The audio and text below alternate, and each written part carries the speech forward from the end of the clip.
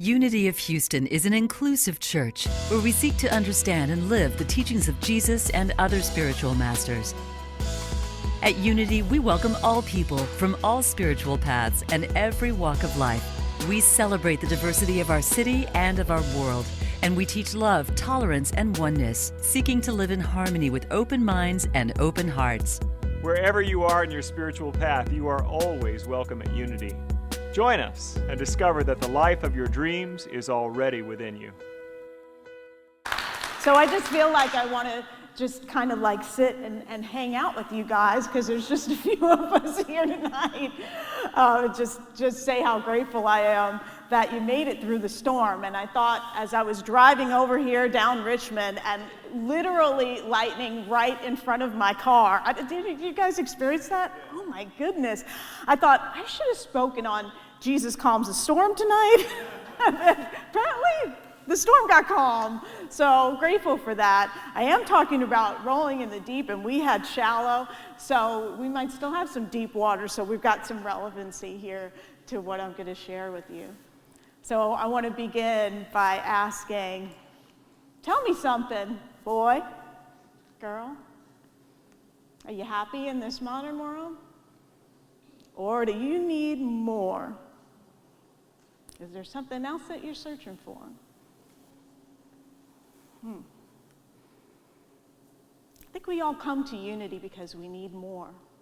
There's something deeper that we are seeking to experience in life, that we find in spiritual community together, we find in prayer, we find in meditation, we find through the inspiration and the truth of the messages here. But we can find ourselves in the outside world having a shallow experience, can't we? At times, life can be shallow. This song, Shallow, is from the film A Star is Born. Have any of you seen it? A Star is Born is a big hit movie of last year, and it features Allie, who's played by Lady Gaga, and she's experiencing life in the shallow, and she has a dead-end job as a waitress.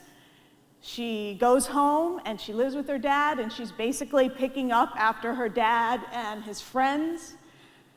And the only way that she gets to share her gift is in this cabaret act where she's dressed up you can't even recognize her. She's so covered over as this character. She doesn't get seen for who she is until Bradley Cooper's character comes in, Jackson, and he's a big music star, and he sees her, and he sees beyond the appearances to the real self, to the potential, to the light, beneath all the shallow kind of experience of life that she's been living. And he recognizes that it's time for her to share her gift in the world. And he's been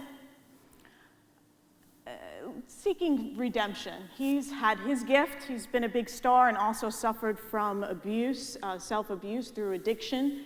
And so this is an opportunity for him to help her heal her fear, to live her dream, and to experience that freedom for himself through this.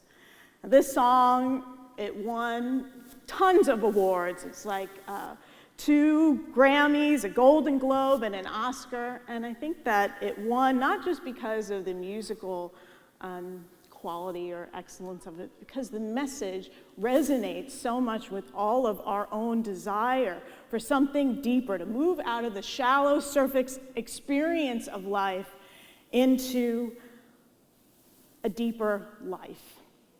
So what keeps us in the shallow end of life? Our culture has to do with it, right? We live in this electronic culture where even if you want to date someone, you see an image and you're swiping left and right.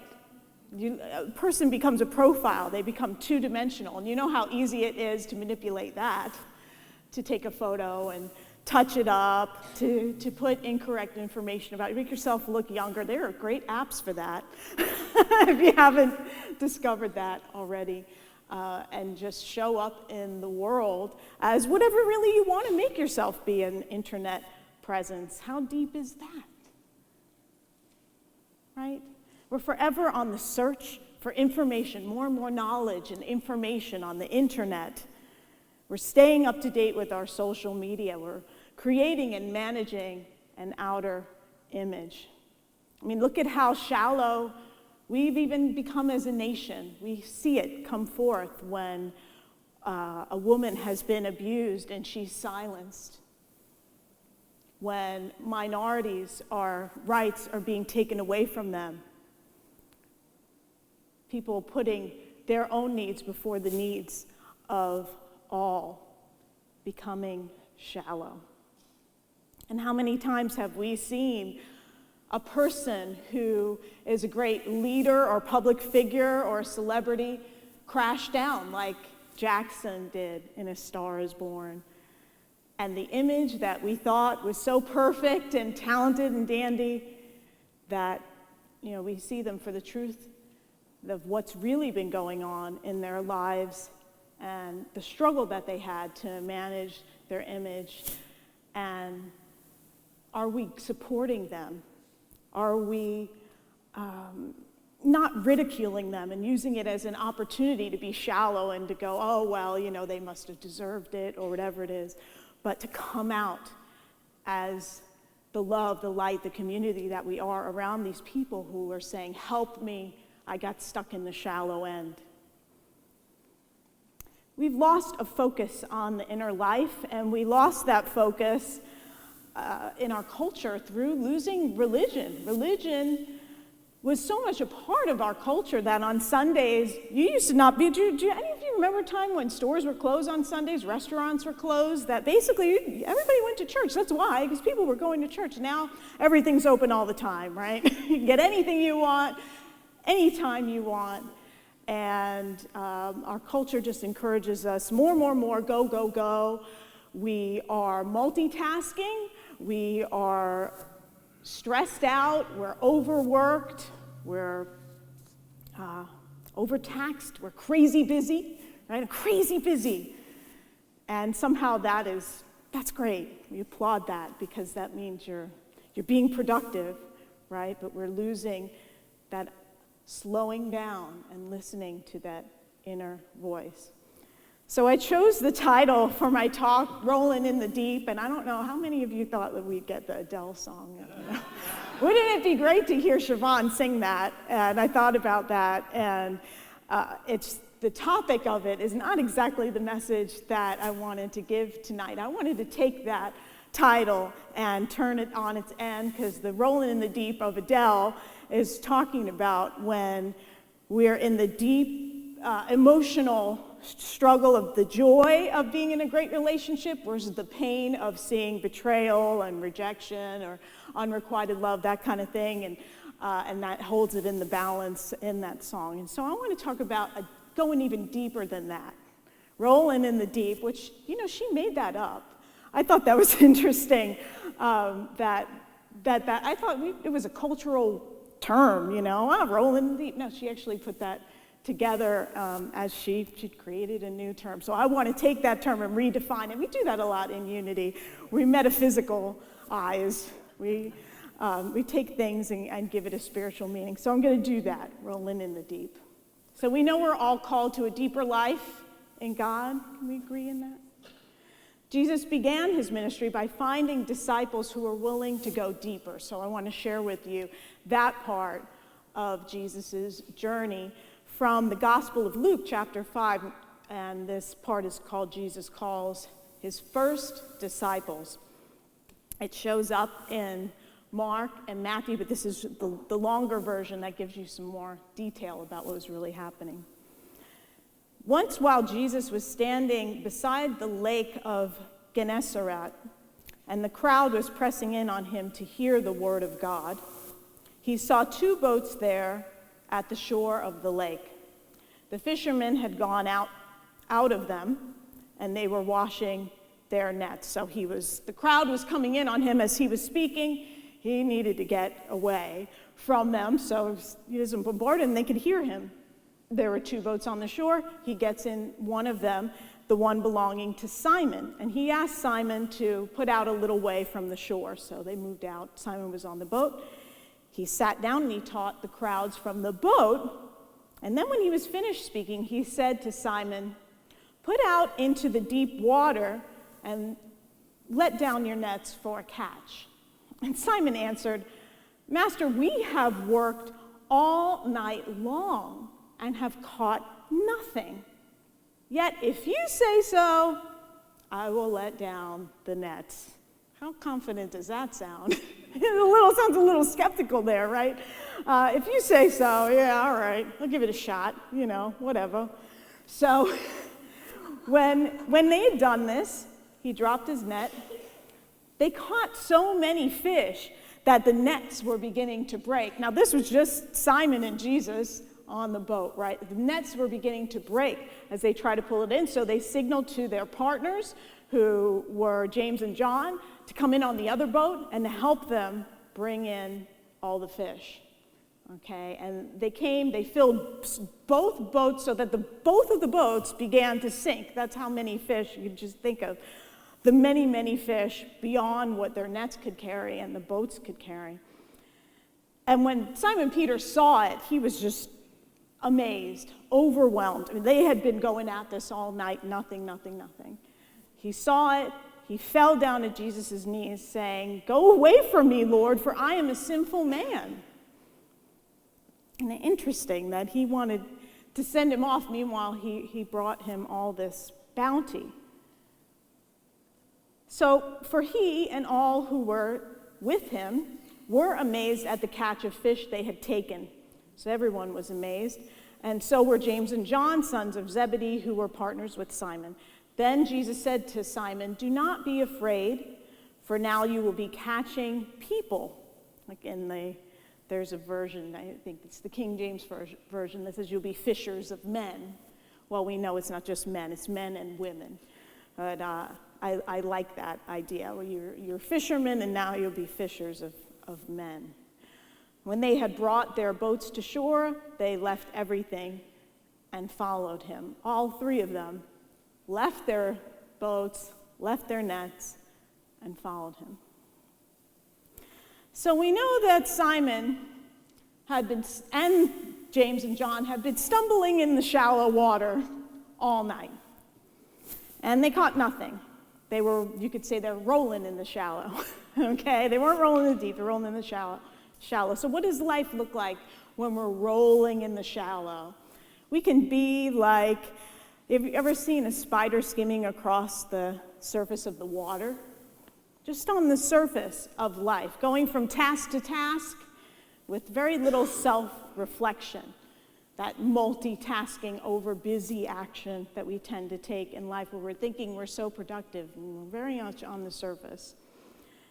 Now, James and John and Simon were doing what they regularly do every night. They go out, they drop their nets, they come back in. They never fish during the day. And so that was a big difference. No one let down their nets during. It's like, oh, all right, yeah, I'll try it, Jesus. I mean, it appeared to Simon that there were no fish, and he told Jesus this. "Well, if you say so, let down my nets." Now, Simon, when you I love looking at the metaphysical meanings of people's names. Now, the name Simon in Greek means hearing and obeying. So that's that consciousness in us that, okay, I can hear the truth and I'll listen to it. I'll step forward. I'll take some action on that. I may not be in my faith yet, because Simon Peter becomes Peter, right? Peter means faith. So he hasn't moved into faith yet, but he's, okay, I'm hearing it. I'll listen, even if I'm a little skeptical, all right? Now, faith is when we have that inner seeing, when we're moving into that rolling in the deep. Like in Hebrews chapter 11, verse 1 says, now faith is the conviction of things unseen. Having faith in that which is not yet seen. This is what Simon is being called to, that the fish that he didn't think were there were actually there all the time. The lake that he was fishing in is called Gennesaret, And in Greek, it means valley of riches. Didn't think he knew that he was going after the fish in the valley of the riches. Do we know that what we're seeking is so abundant and already available to us? If we just cast our net on the right side of the boat, if we go to the I am, the Christ consciousness within, rather than looking to the outside world, into that shallow water, going into the deeper water. So metaphysically, this lake is the sea of divine life. And the Metaphysical Bible Dictionary says that we are related both in the consciousness, within the consciousness and without, to all creation through the universal life principle. When we recognize our unity with the one life and with all life, we are on the way to abundant substance. So when we recognize our oneness with all life, that's when, like we were singing before, speak it to the atmosphere. When we really know our inner power and our oneness, we have that access to that manifesting power of coming from the depths of our being to create a deeper, richer life that's really in alignment with our potential, with what we're really here to do, our mission and our purpose. So rolling in the deep. So we're done with stumbling in the shallows. Let's talk about rolling in the deep. Now, Jesus calls on Simon to trust him beyond appearances, right? To go deeper. That's that inner vision. So when you're rolling with Jesus, you think of yourself rolling with Jesus, I don't know, in the boat. Maybe where would you roll? How would you roll with Jesus now? Maybe what would be a cool vehicle for Jesus now? Anybody? Like a Corvette or something? Rolling with Jesus, just for fun, you know. So when you're rolling so metaphysically we know it's the Christ consciousness. You're rolling in the deep. That the Christ in you is calling you to deeper living. And we know that Simon had never seen a catch like that before, that the boats were beginning to sink. Now, boats metaphysically represent a positive state of consciousness. So we can see that when the boats began to sink, Simon went into this negative place where he said, "Go away from me, Lord, for I am a sinful man." And so this can happen when we awaken to truth, that we can become afraid because we're seeing life with whole new eyes. We're seeing possibilities, we're seeing love and light. Go, whoa.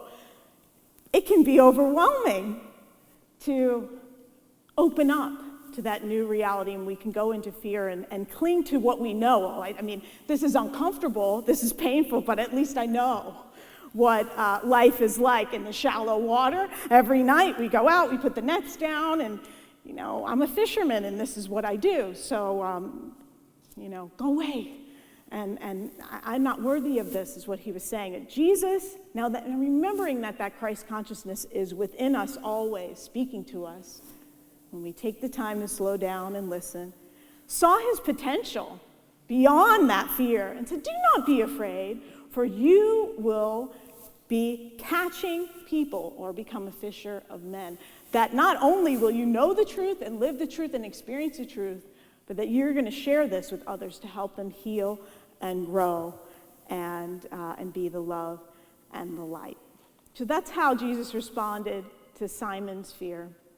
Jesus asked him to leave behind his work, family, and occupation to follow him. So on the spiritual path, do we have to join a monastery and just leave everything behind and meditate? And you could do that, right? That actually sounds really good sometimes to me.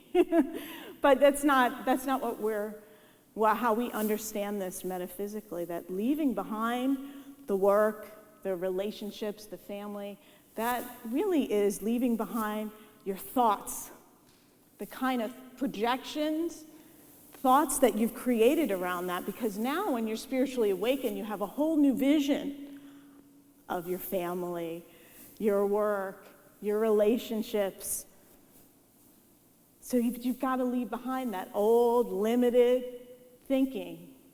That's part of rolling in the deep with our Christ consciousness. It's a reorientation to life. So when you see life from a spiritual perspective, then you may choose different roles.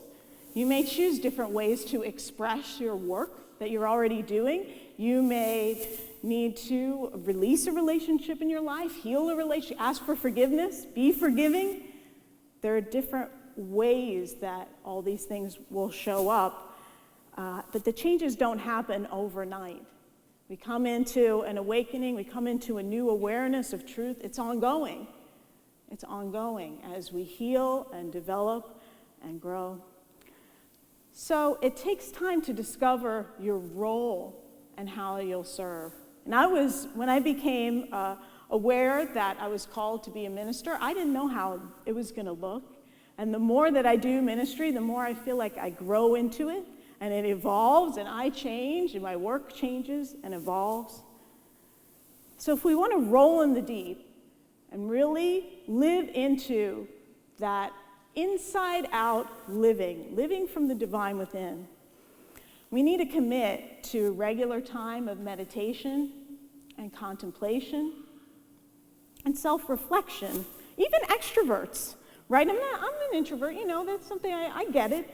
Even extroverts, we all need to do this. We're all called into this to slow down. You have my permission to slow down, to do less, to take time in the quiet, to go deep, because we've got to slow down in order to listen, to hear that still. That's why they call it the still small voice. It's not the loud, obnoxious voice. Hey, you're the Christ. It's like, no. It's underneath all that busy noise of the everyday stuff we think is important or we need to do. Underneath there's that still small voice. We've got to slow down and be with that and let it inform our lives so we can start living that way. Now,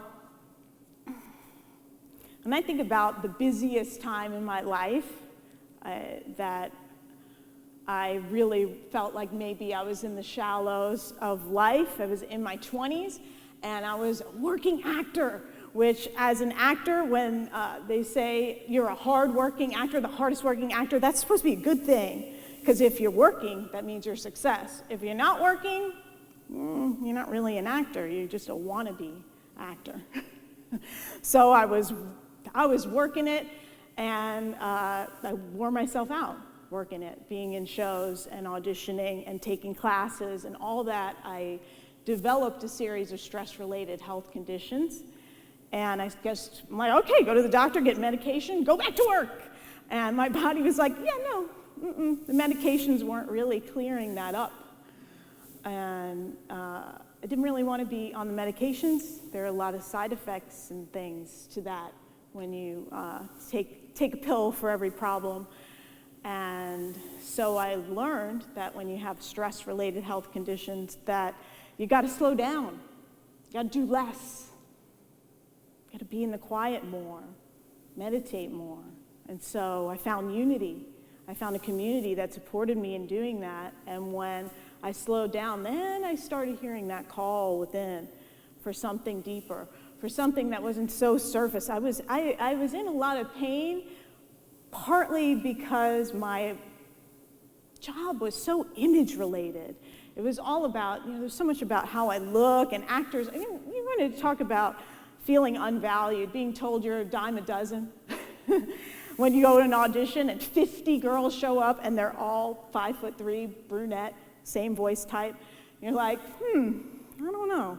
I'm just kind of feeling like I might not be so necessary in the world like I thought I was. And so I recognized that I was putting my nets down in the shallow water. I didn't even realize it, okay? And I was looking for meaning in my work. I thought, well, I have to work in order to have meaning and purpose, and looking for it in my relationships, and I was never completely fulfilled until I discovered the real me beyond the persona, the image, the profile, right? That's unlimited. That's not just a photo or a body.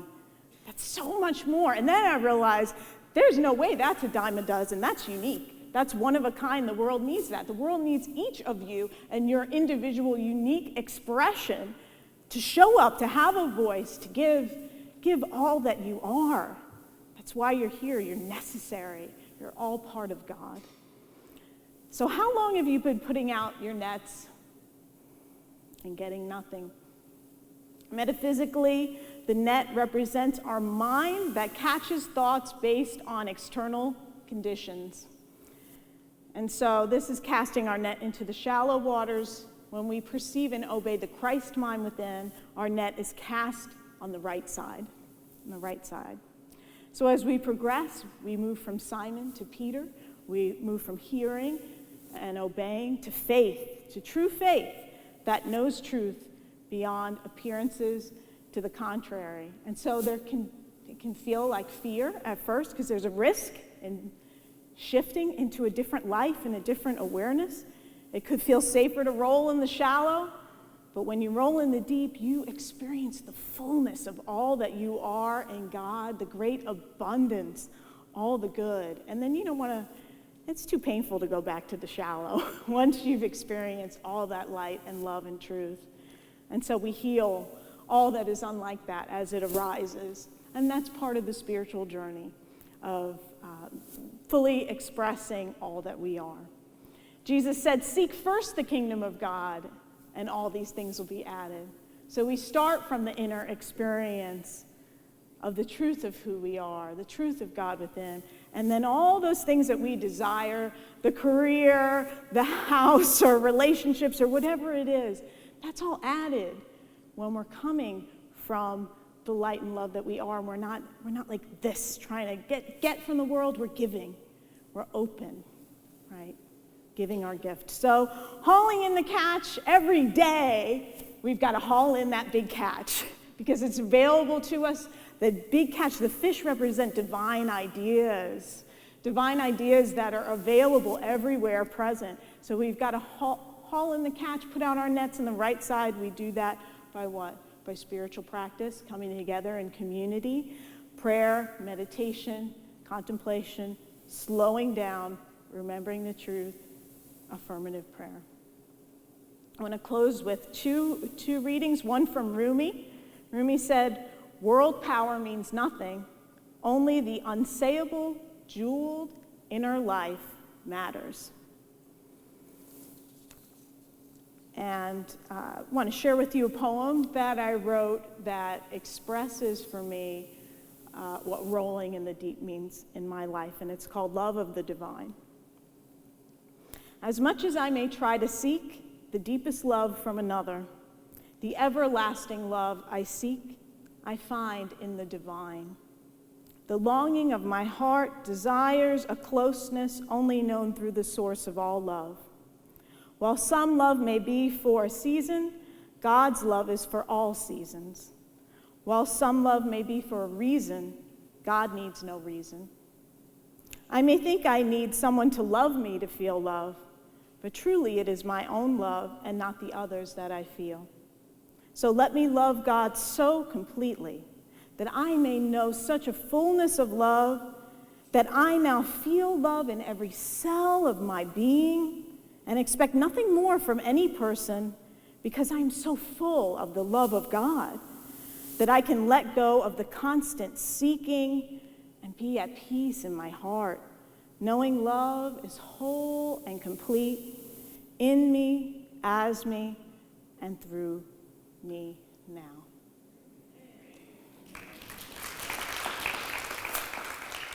God bless you. Thank you for watching this message today. I'd like to invite you to join us in person here on campus at Unity of Houston for Sunday morning or Wednesday evening services. If you can't be with us here on our campus, you can still join us live on Facebook or on our website, unityhouston.org, Sunday mornings at 11 a.m. Central.